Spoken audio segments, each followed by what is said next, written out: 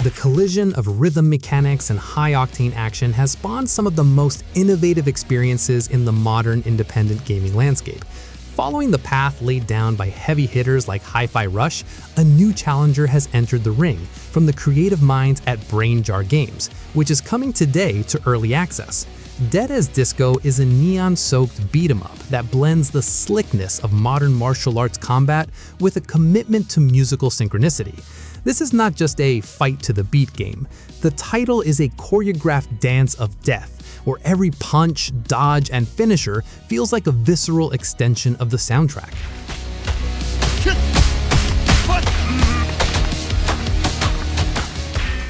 The story setup in Dead as Disco is as campy as it is compelling, leaning a lot into the excesses of the music industry. You get to walk in the fabulous shoes of dead music idol Charlie Disco, brought back for one night only to get his revenge. The twist? Your former bandmates, who are highly suspected of orchestrating your untimely demise, have now become musical legends, known collectively as the Idols. They are reuniting for the first time in a decade for a massive corporate-sponsored concert in your honor. The world itself is a visual feast, leaning heavily into a vibrant glow-stick aesthetic that bathes every alleyway and subway station in pulsating neon hues. The environmental design constantly shifts between underground raves and blacklight arenas that give the visual spectacle matches the auditory intensity perfectly. Confrontations with the Idols are narrative set pieces as much as they are boss fights, ranging from clashing with Hemlock, a toxic electro-punk mech wielding a massive battle-axe guitar, to dodging the cosmic barrages of an intergalactic K-pop diva named Aurora. Each meeting has its own personality and genre-specific style.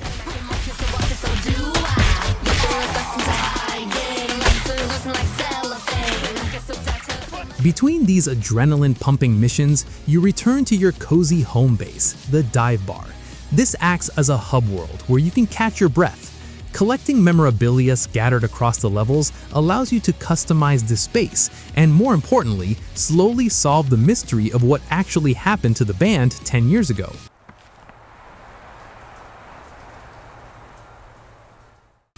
Mechanically, Dead as Disco draws clear inspiration from the rhythmic flow of the Batman Arkham series and the precise martial arts of Sifu, all filtered through a relentless, thumping metronome. Combat is a free-form expression of rhythm, where a closing circle interface guides your timing for attacks, counters, and evasions. Devastating combos and cinematic freeze frames turn a standard street brawl into an interactive music video, all in perfect sync to the beat. The core combat system strikes a lovely balance between approachable and stylish. While it avoids the complex button memorization of traditional fighting games, it demands a profound sense of timing. Alongside the stellar combat, there's a robust rockstar customization system. You can dress Charlie in over-the-top fashion collected from throughout the world. Whether you want to look like an 80s glam rocker or a futuristic cyberpunk DJ, the wardrobe options are quite vast for early access state. The true stroke of creative genius, however, lies in the game's infinite disco mode. Brain Jar Games has implemented a groundbreaking feature that allows players to import their MP3 libraries directly into the game. Charlie's martial arts seamlessly adapt to whatever track you feed into the system, from blistering heavy metal to slow, groovy jazz. This custom music integration provides virtually endless replayability, allowing you to curate your personal soundtrack for slaughter.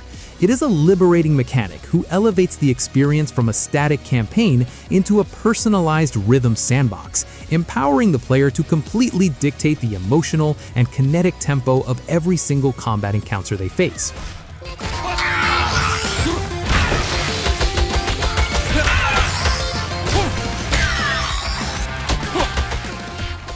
But there is no early access game that is perfect. The biggest problem is in the one thing that makes it stand out: the custom music integration.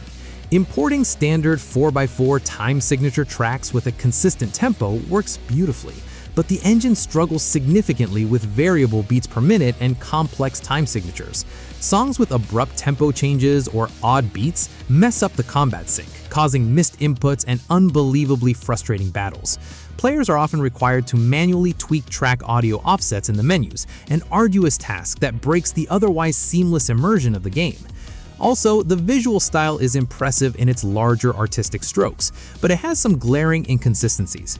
Character models outside of Charlie and a few key bosses lack polish, with Aurora's in-game rendering feeling distinctly underdeveloped and stiff compared to her stunningly animated two-dimensional cutscene counterpart. Additionally, hardcore action enthusiasts will find the combat fundamentally shallow over long play sessions. The heavy reliance on timing over mechanical complexity means that once you master the rhythm, the actual martial arts lack the deep combo stringing of a dedicated character action game.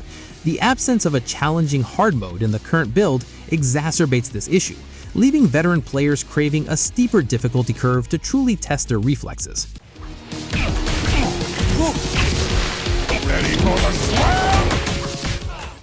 Even with some technical issues and limits on its combat depth, Dead as Disco is still a fantastic and exciting addition to indie games.